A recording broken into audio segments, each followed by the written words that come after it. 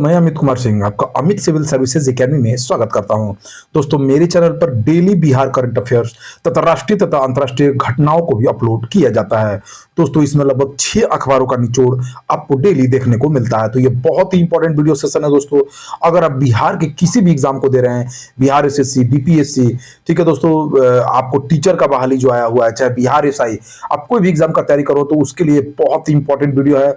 इससे आपको एग्जाम में क्वेश्चन मिलेंगे ही मिलेंगे दोस्तों। ठीक है, तो चैनल को सब्सक्राइब कर लीजिए अगर मेरे चैनल पर नए हो तो, दोस्तों में शेयर करिए। चलते हैं आज के पहले क्वेश्चन की तरफ। बिहार संस्कृत शिक्षा बोर्ड के नए अध्यक्ष कौन बने हैं दोस्तों? तो अमर भूषण को बिहार संस्कृत शिक्षा बोर्ड का नया अध्यक्ष बनाया गया है। बिहार के शिक्षा मंत्री प्रोफेसर चंद्रशेखर हैं और भारत के शिक्षा मंत्री धर्मेंद्र प्रधान हैं। बिहार के किस जिले में पहली बार ट्रांसजेंडरों द्वारा संचालित सतरंगी दोस्ताना रेस्टोरेंट का निर्माण हो रहा है? तो बिहार में दोस्तों पहली बार जो है पटना जिले में ट्रांसजेंडरों द्वारा पूर्ण रूप से संचालित सतरंगी दोस्ताना रेस्टोरेंट का निर्माण किया जा रहा है। ठीक है दोस्तों, तो याद रखिए कहां पर? पटना जिले में ऐसा किया जा रहा है दोस्तों। ठीक है, पटना जिले में पहली बार ऐसा हो रहा है। तीसरा क्वेश्चन, बिहार के लघु जल संसाधन मंत्री ने बिहार में भीषण गर्मी को देखते हुए खराब पड़े सभी नलकूपों को दुरुस्त करने का आदेश दिया है। बिहार के लघु जल संसाधन मंत्री कौन है? तो देखिए दोस्तों, बिहार के लघु जल संसाधन मंत्री जयंत राज है, जबकि बिहार के जल संसाधन मंत्री संजय कुमार झा हैं। तो याद रखिए इसको। बिहार के कितने जिलों में पीड़ित महिलाओं के लिए अल्प आवास गृह खोले जाएंगे? देखिए दोस्तों, ऐसे बहुत सारी महिलाएं हैं जो जो घर से बेदखल हो गई हैं, चाहे उनका पति से झगड़ा होने के बाद वो उस घर में जाना नहीं चाहती हैं। तो इन महिलाओं के लिए 90 से 120 दिन के लिए अल्पावास गृह हर एक जिले में पहले खुले थे। ठीक है, लेकिन मुजफ्फरपुर बालिका कांड जो आश्रय गृह कांड हुआ उसके बाद दोस्तों क्या किया, इनको बंद कर दिया गया। तो 11 जिलों में अभी भी अल्पावास गृह चल रहे हैं और सरकार ने 27 जो बाकी जिले हैं वहां पर फिर से अल्पावास गृह खोलने की घोषणा की है। बिहार के भवन निर्माण मंत्री अशोक कुमार चौधरी हैं। एक स्टेशन एक उत्पाद योजना के तहत बिहार की कितनी स्टेशनों पर देसी उत्पाद बेचने के लिए आउटलेट खोले गए हैं? जानते हैं दोस्तों, एक स्टेशन एक उत्पाद के तहत हर एक जिले की फेमस चीजों को दोस्तों स्टेशन पर एक स्टॉल लगाकर बेचा जा रहा है। ये भारत सरकार की योजना है। 25 मार्च 2022 को भारत रेल के 19 स्टेशनों पर से इस योजना की शुरुआत की गई थी। बाद में इसे कई स्टेशनों तक विस्तारित किया गया। बिहार में इसके 50 स्टेशनों पर आउटलेट ऐसे खोले गए हैं। मुख्यमंत्री उद्यमी योजना के तहत 2018 से 2021 के दौरान कितने आवेदकों को राशि प्रदान की गई है? देखिए, मुख्यमंत्री उद्यमी योजना के तहत दोस्तों 2018 से 21 के दौरान लगभग 21,000 आवेदकों को राशि प्रदान की गई है। नए उद्यमियों को प्रोत्साहित किया गया है। अब इन 21,000 उद्यमियों के स्थानों की जांच की जाएगी कि इनका स्थलों की जांच की जाएगी, ठीक है, कि इनका कार्य सही चल रहा है कि नहीं। 1 जून 2021 को मुख्यमंत्री उद्यमी योजना की शुरुआत की गई थी। जर्मनी के बर्लिन में होने वाले special Olympics world summer games में हैंडबॉल प्रतिस्पर्धा में बिहार के कितने खिलाड़ी प्रतिनिधित्व कर रहे हैं दोस्तों? तो देखिए, जर्मनी के बर्लिन में होने वाले special Olympics world summer games में बिहार के 3 खिलाड़ी प्रतिनिधित्व करेंगे। ये बिहार राज्य खेल प्राधिकरण के महानिदेशक रविंद्र शंकरन ने बताया है कि बिहार की तरफ से इसमें गजेंद्र, सिंटू और संदीप शामिल होंगे। बिहार के खेल मंत्री जितेंद्र राय हैं। बिहार के किस जिले के रहने वाले छात्र का चयन अमेरिका के कैलिफोर्निया में 2023 हैंसन लीडरशिप प्रोग्राम के लिए हुआ है?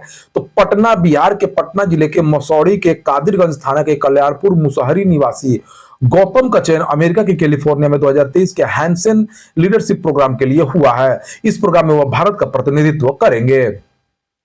हाल ही में राष्ट्रीय नमूना सर्वेक्षण संगठन यानी एनएसएसओ के रिपोर्ट के अनुसार बिहार में कितने उद्योग बिना निबंधन के चल रहे हैं? तो लगभग 25 लाख उद्योग जो है बिहार में दोस्तों बिना निबंधन के चल रहे हैं। बिहार में 34 लाख सूक्ष्म लघु मध्यम उद्योग कार्यरत हैं, जिसमें केवल 6.39 लाख ही निबंधित हैं। बिहार के उद्योग मंत्री समीर कुमार महासेठ है और भारत के उद्योग मंत्री पीयूष गोयल है। तो 25 लाख बिना निबंधन के चल रहे हैं। बिहार के किस जिले के सकरा प्रखंड में जीविका दीदियों की सच्ची सहेली नाम की सहकारी संस्था ने हक नाम से सैनिटरी पैड बनाना शुरू किया है? तो देखिए दोस्तों, बिहार के सकरा प्रखंड जो मुजफ्फरपुर में पड़ता है, वहां पर जीविका दीदियों का एक समूह सच्ची सहेली सहकारी संस्था ने हक नाम से एक सैनिटरी पैड बनाना शुरू किया है। पैड का नाम हक तथा इसकी टैगलाइन अब हिचक कैसी रखा गया? देखा गया दोस्तों कि आज भी बिहार में रहने वाली महिलाएं हैं जो अपने पतियों से, चाहे अपने पति से, चाहे अपने घर वालों से पैड के लिए पैसे मांगने में हिचकती है। तो इसीलिए इस पैड का निर्माण किया गया और इसकी टैगलाइन अब हिचक कैसी रखा गया है। बिहार के किस जिले में स्थित मखाना अनुसंधान केंद्र को केंद्र सरकार की संस्था इंडियन काउंसिल एग्रीकल्चर रिसर्च ने राष्ट्रीय दर्जा प्रदान किया है? तो बिहार के दरभंगा में स्थित मखाना अनुसंधान केंद्र को केंद्र सरकार की संस्था इंडियन काउंसिल एग्रीकल्चर रिसर्च ने राष्ट्रीय दर्जा प्रदान किया है। हिंदुस्तानी आवाम पार्टी के राष्ट्रीय अध्यक्ष कौन चुने गए हैं? तो बिहार के अनुसूचित जनजाति तथा अनुसूचित जनजाति कल्याण मंत्री तथा जीतन राम मांझी के पुत्र डॉक्टर संतोष कुमार सुमन को हिंदुस्तान आवाम पार्टी का राष्ट्रीय अध्यक्ष चुन लिया गया है। ई श्रम पोर्टल पर बिहार के कुल कितने श्रमिक निबंधित है? हाल ही में एक रिपोर्ट के अनुसार ई श्रम पोर्टल पर, केंद्र सरकार की रिपोर्ट के अनुसार ई श्रम पोर्टल पर बिहार का लगभग 2,85,96,96,000 श्रमिक निबंधित है। इन श्रमिकों में सबसे ज्यादा कृषि क्षेत्र से संबंधित श्रमिक निबंधित हैं। बिहार के श्रम संसाधन मंत्री सुरेंद्र राम हैं। केंद्रीय सांख्यिकी एवं कार्यक्रम क्रियान्वयन मंत्रालय की ओर से जारी आंकड़े के अनुसार बिहार का उपभोक्ता मूल्य सूचकांक कितना हो गया दोस्तों? तो बिहार का उपभोक्ता मूल्य सूचकांक सभी राज्यों से कम है दोस्तों, 173.1 है। उपभोक्ता मूल्य सूचकांक से द्वारा लगभग दोस्तों यह पता चलता है कि बिहार में महंगाई दर कितनी है और लगभग लोग यहाँ पे जीवन यापन कैसा है। तो उपभोक्ता मूल्य सूचकांक बिहार का सभी राज्यों से कम है, 173.8 है। और यहाँ पर बिहार में खाना पीना रहना अन्य राज्यों से थोड़ा सस्ता है, यानी बिहार में जीवन यापन करना अन्य राज्यों की तुलना में आसान है। बिहार ने कब तक अपनी ऊर्जा जरूरतों का 44% गैर परंपरागत ऊर्जा स्रोतों अर्थात नवीकरणीय ऊर्जा स्रोतों से प्राप्त करने का लक्ष्य रखा है? तो बिहार ने दोस्तों 2030 तक अपनी ऊर्जा जरूरतों का 44% गैर परंपरागत ऊर्जा स्रोतों अर्थात नवीकरणीय ऊर्जा स्रोतों से प्राप्त करने का लक्ष्य रखा है। बिहार के ऊर्जा मंत्री विजेंद्र प्रसाद यादव हैं और भारत के ऊर्जा मंत्री आर.के. सिंह हैं। भारतीय भूवैज्ञानिक सर्वेक्षण विभाग ने बिहार के किस जिले में सोना तथा कीमती खनिज संपदा की तलाश में खुदाई शुरू की है? तो बिहार के बांका जिले में दोस्तों निकेल, क्रोमियम, सोना आदि की खुदाई हो रही है। इसका भारतीय भूवैज्ञानिक सर्वेक्षण विभाग ने खुदाई शुरू की है। ठीक है दोस्तों, तो बिहार का बांका जिला जहां पर सोना होने का अनुमान लगाया है भूवैज्ञानिक सर्वेक्षण विभाग ने। देखिए, बिहार के बांका जिले के कटोरिया प्रखंड में सोना तथा खनिज संपदा के दबे होने की आशंका पर भारतीय भूवैज्ञानिक सर्वेक्षण विभाग ने खुदाई शुरू की है। 111 साल पुरानी किस जिले में स्थित सहकारी प्रेस का आधुनिकीकरण करने के लिए बिहार सरकार ने 10 करोड़ की राशि स्वीकृत की है? तो पटना के गुलजार बाग में स्थित सरकारी प्रेस मुद्रणालय का आधुनिकीकरण करने के लिए बिहार सरकार ने 10 करोड़ की राशि स्वीकृत की है। बिहार में वित्तीय वर्ष 2022-23 में चीनी का उत्पादन कितना लाख क्विंटल हुआ? दोस्तों लगभग 12 वर्षों बाद चीनी का रिकॉर्ड उत्पादन बिहार में हुआ है। 62.74 लाख क्विंटल जो है चीनी का उत्पादन इस साल हुआ है दोस्तों। ठीक है, बिहार के गन्ना मंत्री आलोक कुमार मेहता है, ये भू राजस्व मंत्री भी है। बिहार में सर्वाधिक चीनी मिलें पश्चिमी चंपारण में है। बिहार के किस जिले की रहने वाली सिलिका को कोलकाता में आयोजित मिसेज इंडिया कंपटीशन में मिसेज इंडिया सुपर नेशनल दीवा का खिताब जीत लिया है इन्होंने? तो बिहार के पटना जिले के रहने वाली सिलिका ने कोलकाता में आयोजित मिसेज इंडिया कंपटीशन में मिसेज इंडिया सुपर नेशनल दीवा का खिताब जीत लिया है। बिहार के किस नवाचारी पहल को सिविल सेवा दिवस 2023 के अवसर पर पीएम मोदी द्वारा चुने गए नवाचारों में शामिल किया गया है? तो जीविका दीदी की रसोई जो एक नवाचार है, एक अच्छी योजना है, उसको दोस्तों पीएम मोदी द्वारा चुने गए नवाचारों में शामिल किया गया है। बिहार ने किस जिले की सरपंच प्रेमलता कुमारी ने झारखंड में आयोजित अंतरराष्ट्रीय कराटे चैंपियनशिप में रजत पदक जीता है? तो बांका जिले की सरपंच प्रेमलता कुमारी ने झारखंड में आयोजित अंतरराष्ट्रीय कराटे चैंपियनशिप में रजत पदक जीता है। केरल के कोच्चि में आयोजित नेत्र चिकित्सकों के 81वां राष्ट्रीय सम्मेलन में बिहार के किस जिले के रहने वाले नेत्र सर्जन डॉक्टर रवि रंजन को उनके शोध पत्र के लिए प्रथम स्थान आने पर भारतीय नायक पुरस्कार से सम्मानित किया गया है? तो रोहतास जिले के बिक्रमगंज के नेत्र सर्जन डॉक्टर रवि रंजन को उनके शोध पत्र का प्रथम स्थान आने पर भारतीय नायक पुरस्कार से सम्मानित किया गया है 81वां राष्ट्रीय सम्मेलन में। हाल ही में बिहार के उद्योग विभाग ने मखाना उद्योग को विश्व स्तर तक पहुंचाने के लिए किसके साथ करार किया है? तो हाल ही में बिहार के उद्योग विभाग ने मखाना उद्योग को विश्व स्तर पर पहुंचाने के लिए दोस्तों वॉलमार्ट के साथ समझौता किया। इसको थोड़ा आप लोग बदल लीजिए, गलती से अमेजन आंसर लग गया है, आंसर होगा दोस्तों वॉलमार्ट। ठीक है, याद रखिए इसको। हाल ही में बिहार के उद्योग विभाग ने मखाना उद्योग को विश्व स्तर तक पहुंचाने के लिए वॉलमार्ट के साथ समझौता किया है, न कि अमेजन के।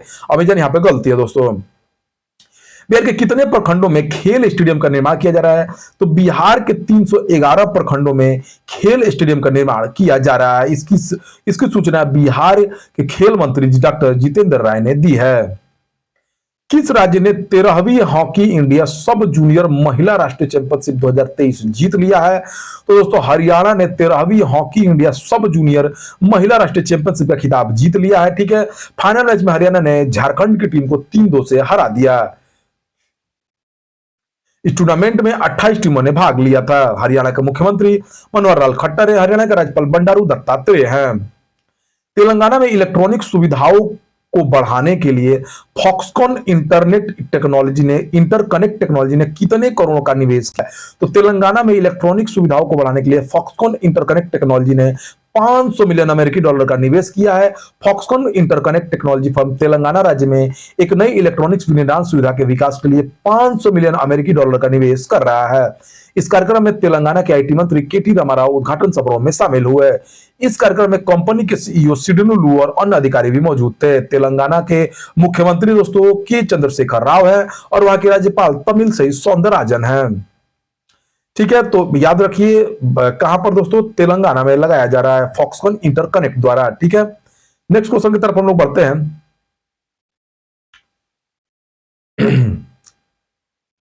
नेक्स्ट क्वेश्चन है दोस्तों हम लोग का, आगे चलते हैं।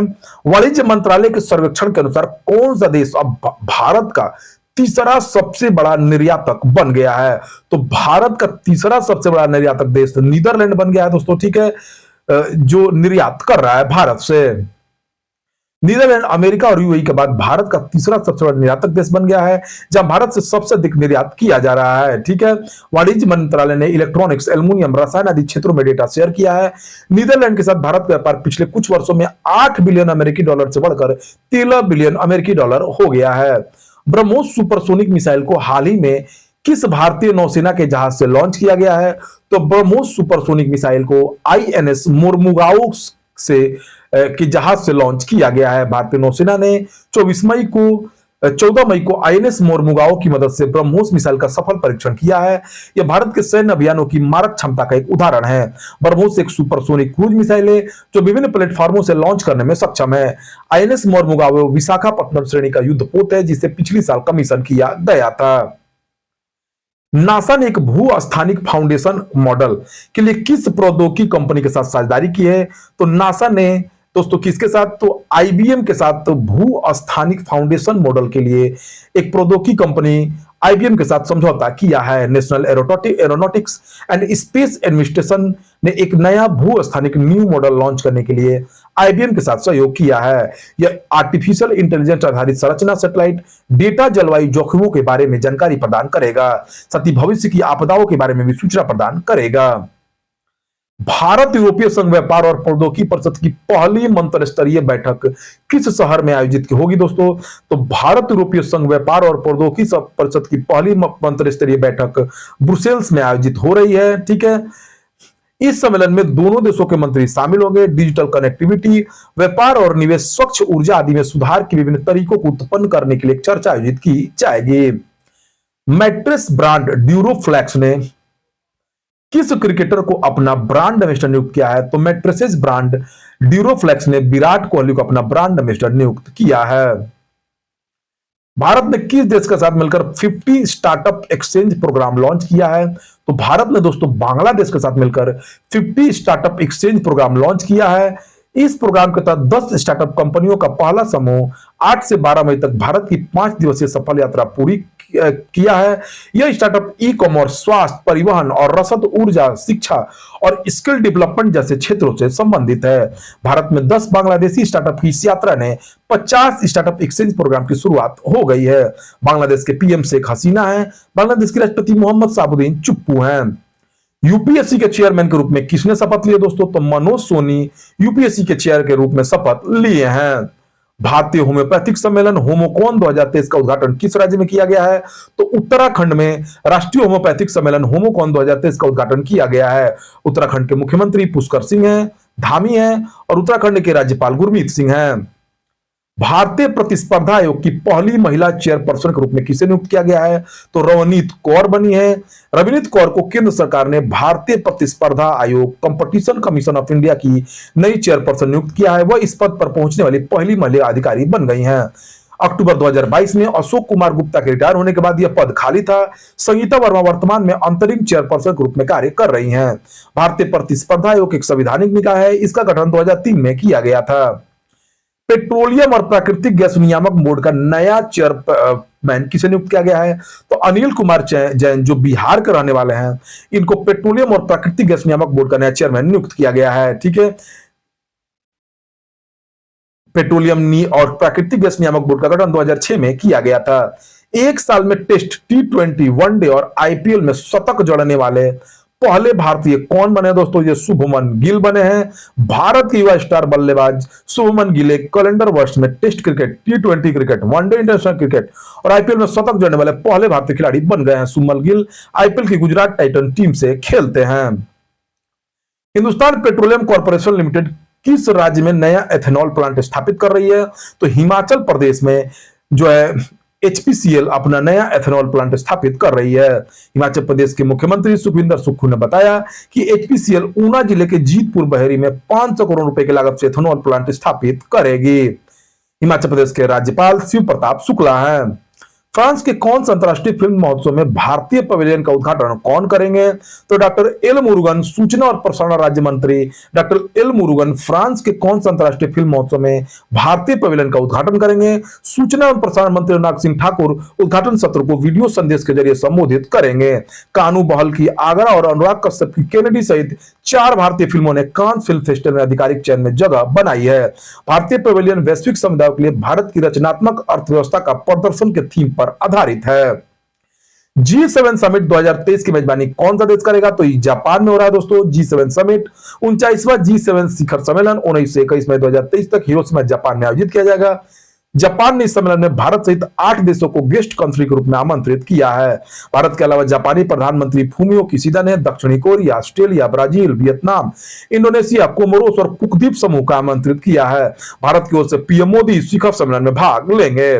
पेटीएम ने किसे अपना प्रेसिडेंट नियुक्त किया है? तो भावेश गुप्ता को पेटीएम के स्वामित्व वाली 97 कम्युनिकेशन लिमिटेड ने भावेश गुप्ता को अपना नया प्रेसिडेंट और चीफ ऑपरेटिंग ऑफिसर नियुक्त किया है और पेटीएम के प्रबंध निदेशक और मुख्य कार्यकारी अधिकारी विजय शेखर शर्मा को रिपोर्ट करेंगे।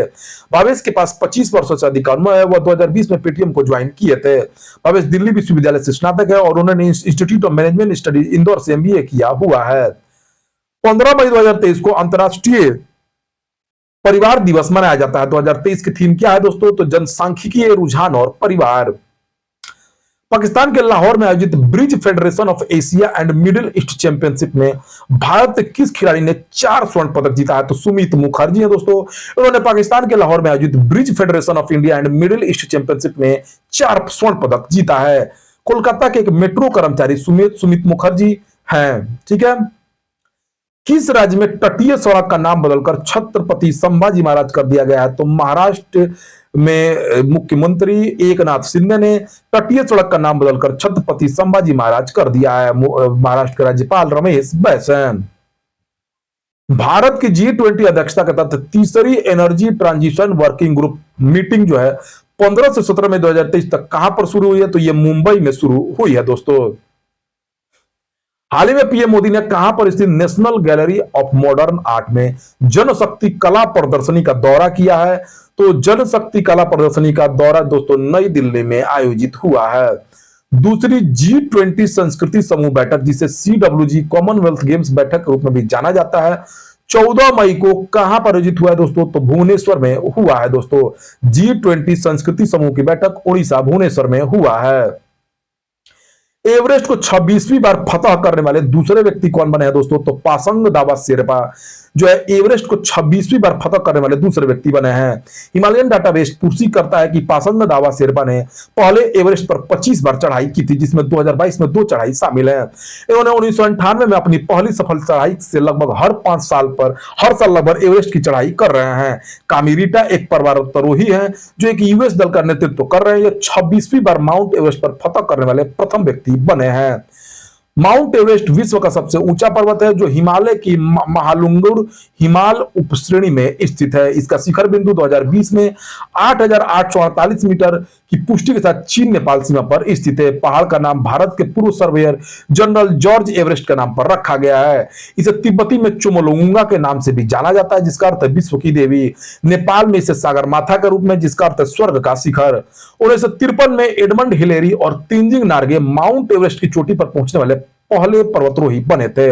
नेपाल की राजधानी काठमांडू है। यहाँ का प्रधानमंत्री पुष्प कमल दाहाल है। राष्ट्रपति रामचंद्र पौडेल हैं। भारत के 82वें ग्रैंड मास्टर कौन बने दोस्तों? तो उपल्ला प्रणीत तेलंगाना के रहने वाले हैं। ये भारत के 22वें ग्रैंड मास्टर बने हैं शतरंज में। वेदांता लिमिटेड ने किसे अपना मुख्य वित्तीय अधिकारी नियुक्त किया? तो सोनल श्रीवास्तव वेदांता लिमिटेड की मुख्य वित्तीय अधिकारी नियुक्त की गई हैं। केंद्रीय कृषि और किसान कल्याण मंत्री नरेंद्र सिंह तोमर ने 15 मई को कहां पर एकीकृत जैविक नियंत्रण प्रयोगशाला का आधिकारिक उद्घाटन किया है? तो केंद्रीय कृषि मंत्री ने जैविक नियंत्रण प्रयोगशाला का आधिकारिक उद्घाटन हैदराबाद में किया है। हाल ही में किस बैंक ने इलेक्ट्रॉनिक बैंक गारंटी की शुरुआत की है? तो बैंक ऑफ बड़ौदा ने इलेक्ट्रॉनिक बैंक गारंटी की शुरुआत की है। आईआरडीआई ने मानसिक स्वास्थ्य से संबंधित मामलों के लिए किसकी अध्यक्षता में विशेषज्ञ समिति का गठन किया है? तो मानसिक स्वास्थ्य से संबंधित मामलों की अध्यक्षता का विशेषज्ञ समिति का गठन प्रतिमा मूर्ति की अध्यक्षता में किया गया है। कहां स्थित एरोस्पेस कंपनी वास्ट ने 2025 तक हेवन 1 नामक दुनिया का प्रथम कमर्शियल अंतरिक्ष स्टेशन लॉन्च करने की घोषणा की है? तो अमेरिका के कैलिफोर्निया में स्थित कंपनी वास्ट ने 2025 तक हेवन 1 नामक दुनिया का प्रथम कमर्शियल अंतरिक्ष स्टेशन लॉन्च करने की घोषणा की है। 2025 में इसे पृथ्वी की निचली अंतरिक्ष कक्षा में स्थापित, इसमें 4 लोगों की रहने की सुविधा होगी और 150 किलो तक सामान इसमें रखा जा सकेगा। लंदन में ब्रिटिश पार्लियामेंट द्वारा साहित्य के क्षेत्र में उत्कृष्ट योगदान देने के लिए भारत गौरव सम्मान 2023 से किसे सम्मानित किया गया है? तो पूर्व मंत्री डॉक्टर रमेश पोखरियाल निशंक को दोस्तों भारत गौरव सम्मान 2023 से सम्मानित किया गया है। दुनिया का पहला दुनिया का पहला लकड़ी का ट्रांजिस्टर किस देश ने विकसित किया? तो दुनिया का पहला लकड़ी का ट्रांजिस्टर स्वीडन ने विकसित किया है। तो दोस्तों नेक्स्ट क्वेश्चन पढ़ते हैं। केंद्रीय वन पर्यावरण मंत्री भूपेंद्र यादव ने युवाओं को पर्यावरण चुनौतियों से निपटने की जानकारी देने के लिए कौन सा मोबाइल ऐप लॉन्च किया है? तो माई लाइफ मेरा लाइफ नामक जो है मोबाइल ऐप लॉन्च किया है। हिंद महासागर में जहाजों पर मादक पदार्थों की तस्करी को रोकने के लिए नौसेना तथा नारकोटिक्स कंट्रोल ब्यूरो ने किस नाम से ऑपरेशन शुरू किया? तो ऑपरेशन समुद्रगुप्त। ठीक है दोस्तों, तो यह रहा 16-17 मई 2023 का सभी इंपॉर्टेंट करंट अफेयर्स। दोस्तों चैनल को जरूर सब्सक्राइब कर रहे हैं। Thank you for watching.